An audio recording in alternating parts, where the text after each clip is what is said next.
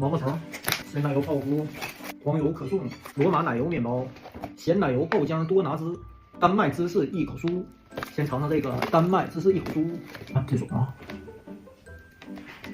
这个芝士味儿很浓郁啊，但它这个酥皮儿吃的不是很酥啊。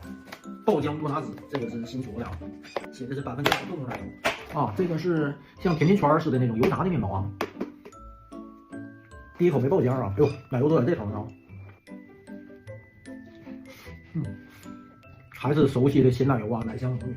这个面包的胚体呢是那种油炸的面包，但吃着还可以，不是很油啊。罗马奶油面包，这个是今天这里头最贵的，其他的都是9块9毛9，这个是14块9毛9的。大小啊，稍微比手掌小一点。看看这个奶油啊，这个是甜奶油的，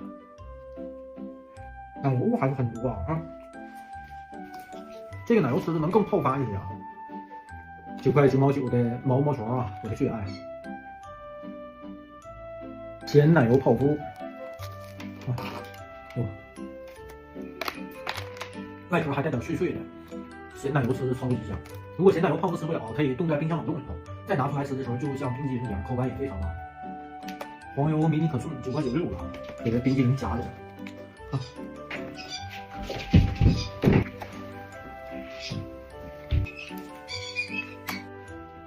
这样口感和层次增加的话，非常的好吃。